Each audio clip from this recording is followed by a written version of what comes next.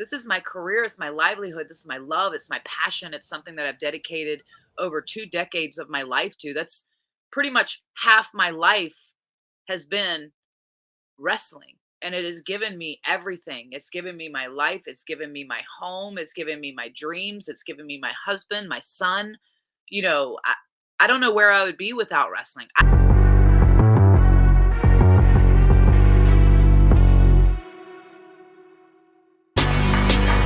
Women's Wrestling Talk, the #1 women's wrestling show. Welcome to Women's Wrestling Talk, the #1 women's wrestling show on the planet. And of course, I am your senior writer and host, Nikki Bougie. And I'm never alone. The editor-in-chief, Dreon Santana, and my tag team partner, we are the Salt Shakers. And welcome to the Shakers Den. I am so excited about this one because, Santana, we have a very special guest. A knockout legend within her own right, someone who paved the way for so many, Mickie James, the hardcore legend herself. How are you doing?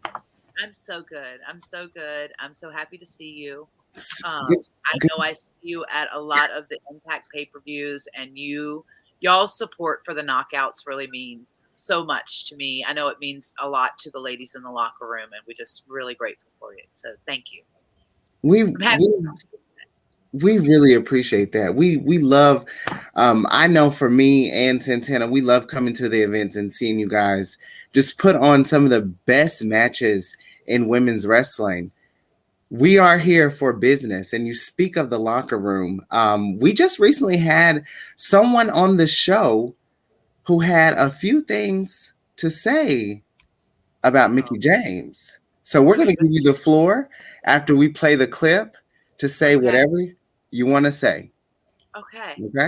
She can do whatever she wants without consequence. And what? When I put my hands on somebody or I go to their barn and attack them, there's judgment and punishments and all of these things. But Mickie James can just do whatever Mickie James wants, and I'm sick of it. So you know what? I didn't defeat her this time, and that's fine. But I will work my way back up, and I'm going to be the one to end the career of Mickie James. Ooh, wow, stiff.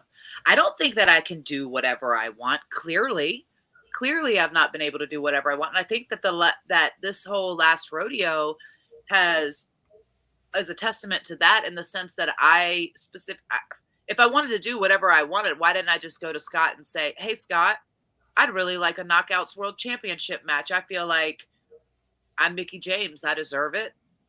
I know I wanted to work my way back up the roster, and I wanted to face everyone on that roster and earn my shot at the championship, like every single woman on that roster would do.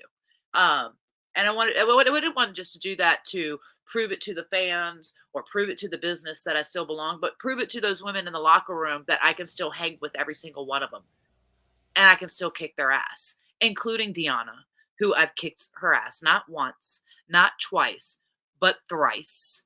Okay, so I don't know how she thinks she's going to end my career, end this last rodeo. The culmination of this last rodeo happens at Hard to Kill, which is sold out, by the way. Sold out, but I do hope I hope it sells out when everybody's watching at home too. I hope it sells out every couch across the world. But I say to Deonna, come on, bring it. But you're kind of like baseball, 3 strikes, you're out, babe. So, yeah, you can work your way back up the roster. I mean, I don't know why she has this vendetta against me. Probably because I ruined her longest championship reign ever, her most dominant championship reign ever. But I felt, I really respected Deonna. I came to Deonna to ask her to be a part of Empower, because I recognized what an impressive, amazing talent and champion she was. I put her up against one of who I, will say is one of my greatest opponents of all time, in Melina, in a match that no one's ever seen before, of her versus Melina. And they put on one of the greatest matches of the night that night. One that I still go back and watch and go like, damn, that was good. I still wish Melina would have won, but that's neither here nor there. And then maybe this whole story would have been me and Melina instead of me and Deonna, but I've beat her. I beat her in a Texas death match. We had the first ever Knockouts World Championship as the main event of the pay-per-view for the first time ever. I've made a lot of history with Deonna, and Deonna seems to be, that constant thorn in my side, and she just can't let it go, It's not my fault Chelsea left her, okay? Not my fault that, that's not my fault.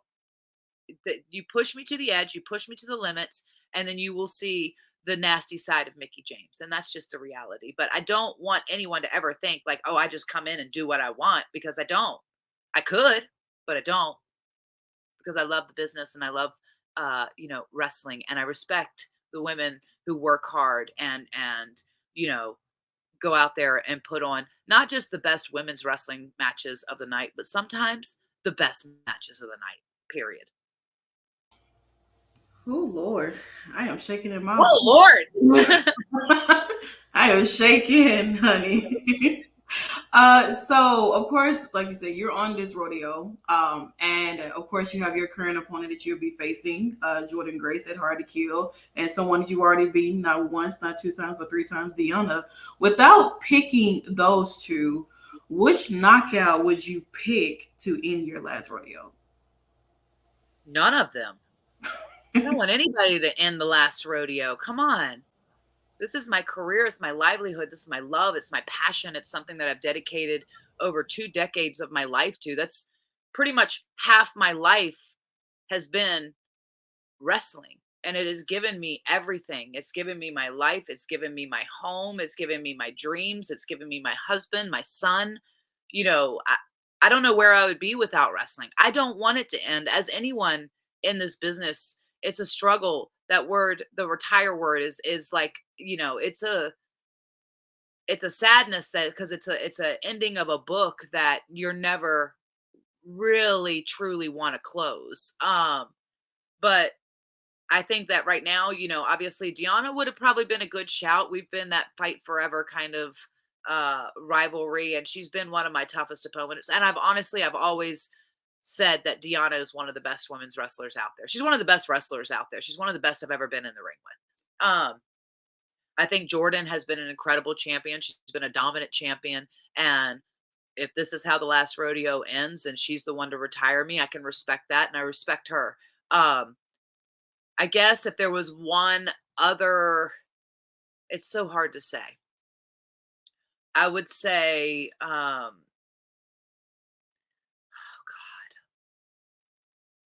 if I had to pick, it would be maybe either Masha, because there's history there. I found Masha when I was looking for women for Empower, and she really stood out to me. I watched this package. It was one of the packages she had on her social media of, obviously when she was in Japan and stuff like that. And I was like, this girl is awesome. Like, she's awesome. And I think it was like Ella J who had sent me like, hey, a list of girls to check out. And so I did. I checked out every single one of them. I went to their pages. I stalked them on the social medias to kind of see who they are, what they're about, what they're thinking. And she really, really impressed me. And I thought that she had an excellent showing at Empower. So much so that I had her come in for Deonna's, our friend Deonna's Pick Your Poison match at the Knockouts Knockdown pay-per-view. And out of that, Gail walked out and offered her a contract to become, the newest Knockout, and she accepted. And I think what she's done on the roster, and to watch her and the matches she's had against Jordan, I mean, they're insane. They're obviously not my wheelhouse of like hardcore crazy matches, but to watch them, I'm going like, holy shit. Like, I always say wrestling takes a different breed of human. It's almost, and she's definitely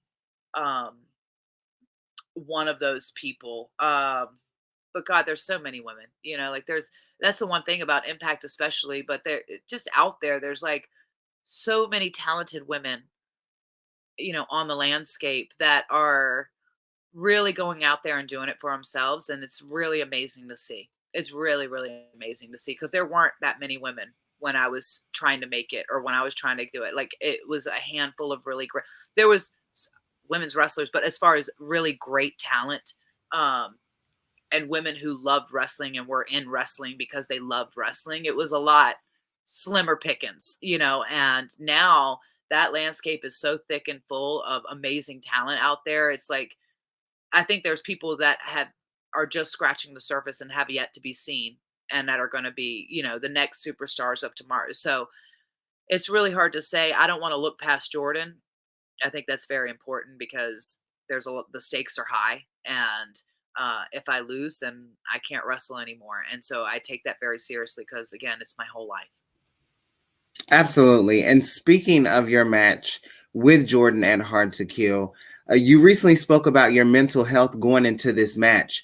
How is your preparation different from this match, from your death match the Texas death match that you and Deanna had just last year? Yeah. I always say about mental health because I think it's very important. I think that your mind and your heart and your soul, they all have to be connected and you have to take care of them individually. And I also think that mental strength is so much more important than just physical strength.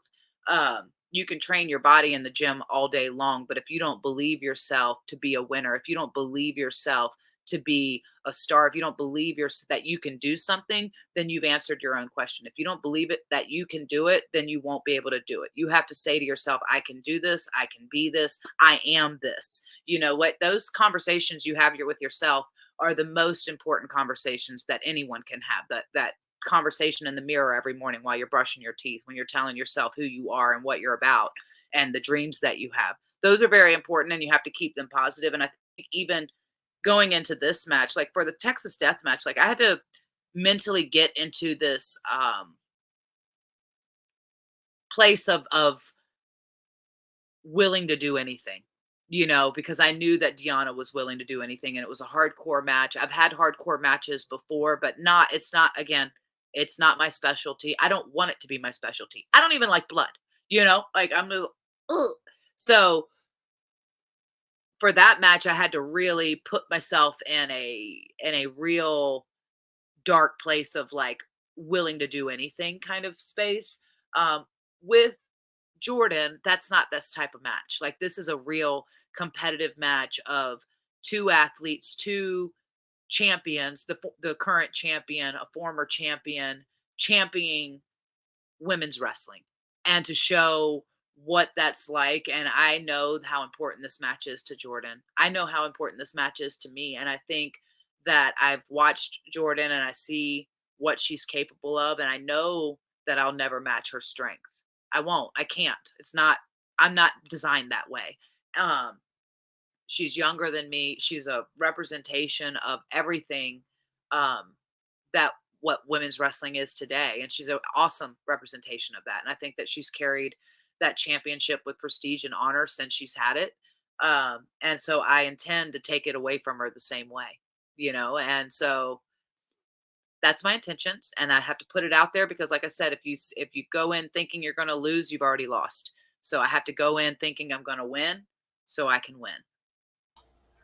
And that's all it's gonna be about. We're gonna hear nothing but hardcore country taking place at Hard to Kill. So speaking of, just still talking about the conversation of your last rodeo, talk about the thought process of creating these moments with these various different women that you went up against. Oh God. Just in my career, I think the fact that I've been able to have so many awesome moments against so many different opponents and different types of opponents, different types of women. But the one thing that reigns true is that we're all very passionate about wrestling. Every woman and I cherish every rivalry I've ever had. I think each of them were unique and special because they had to be, because we're not all the same. We maybe all have this genuine love and passion for wrestling, but we don't have the same background. We don't have the same fighting styles. We don't have the same training.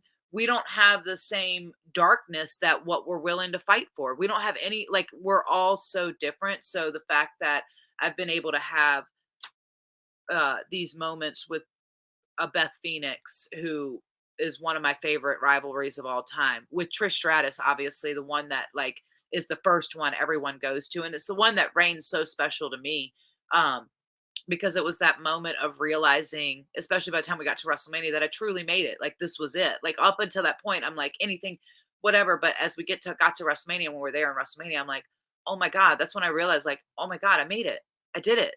Like this is it, to even being able to go back and, you know, wrestle Lita on her way out and retire her. And Lita was one who, some people know this, some people don't, but when I was on the independents and I'm just trying to make it, and she was already on TV. She had been on ECW, and then I was watching her on WWE, and I would work a lot of independence in the Carolinas, and she would come to some of these shows, and she was so giving, and she would give me advice of what to do, what not to do, and I was one of the I was a sponge. I would take advice. You know, and I just appreciated it because she didn't have to do that, right? She didn't have to help me at all. And I honestly believe that, even in asking for advice as I was trying to get a job and all these things, like I do feel this genuine part that goes like, I don't know if I would have even made it to WWE without Lita because of the guidance that she gave me along the way, in the sense of she really pulled for me in times when a lot of people didn't.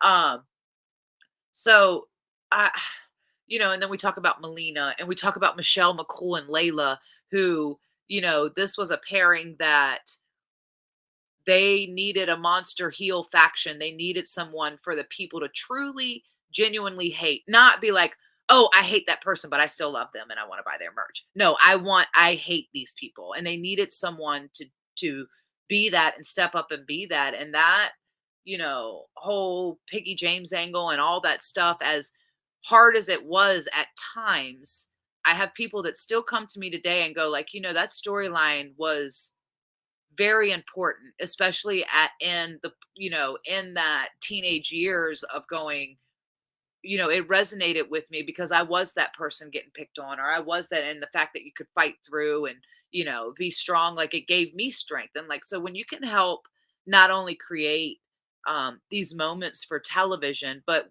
moments that resonate with people that they can feel in their hearts and they can attach to and go like, that made a difference for me on a personal level. There's no bigger reward than that. That's when you've done something special. That's absolutely beautiful. Well, we want to thank you here at Women's Wrestling Talk for all your contributions to women's wrestling and just wrestling in general. You are a TNA knockout, all over the world legend in your own right. And we have been on such a journey. I've been able to capture so many moments with you during your last rodeo, and it's been such a blessing. I watched you growing up like all of us did, and for you to come back constantly and show us some support here at Women's Wrestling Talk, we are just extremely grateful, and we wish you the best of luck as you get ready for continue on the last rodeo and facing Jordan Grace at Hard to Kill. Any last words before? I do have a last word, just because I've seen you all at the shows, and I just want to say thank you. For you all to create a platform to lift up women's wrestling and women's wrestling on all levels. Like, the fact that there's even a platform to celebrate women's wrestling now, this was not something that was ever before. And I just, you all highlight women's wrestlers from all over, but you also have a certain love for Impact. And it's really special to me. It's special to the locker room, but I think it's special to women in every company, large or small, the fact that there's a platform like this where you all can celebrate these women. And it means a lot to me. It means a lot to the industry, and I'm sure it means a lot to them. So I just want to say thank you, because I know it takes time. I do a podcast as well. It takes time. It takes energy. It takes a lot to make it happen. And I just appreciate it. So thank you. Thank you. We can't even follow. There's no way to follow that. Again, tickets are sold out for Hard to Kill. You guys are gonna have to watch it on On pay-per-view. pay-per-view. Yeah. And then hopefully, if you're still in Atlanta, and hopefully if I win, the next day is not quite sold out yet. It's So not. you could come on the, you could come on the Yeah. 14th and Mhm. hope to see me or not Yeah. see me, but I'd still love for you to come if I lose. Maybe I'll have to do a farewell speech, which I will not have prepared because I do not want to lose. So we're going to have to call that one on the fly. Listen, the Salt Shakers will be in the building for Hard to Kill and Fallout. So I think we'll see you there. Yeah. But we'll just wait till the 14th.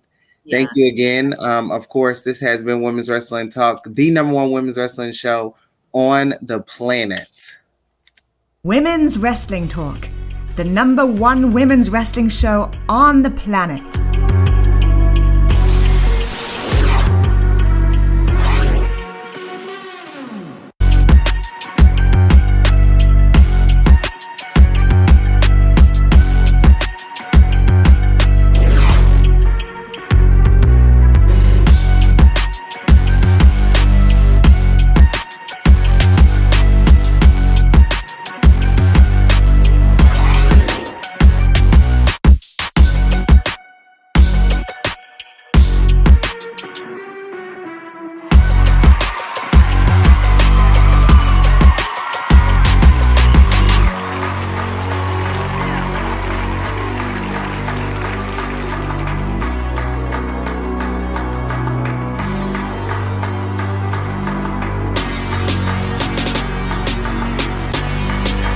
Women's Wrestling Talk, the number one women's wrestling show on the planet.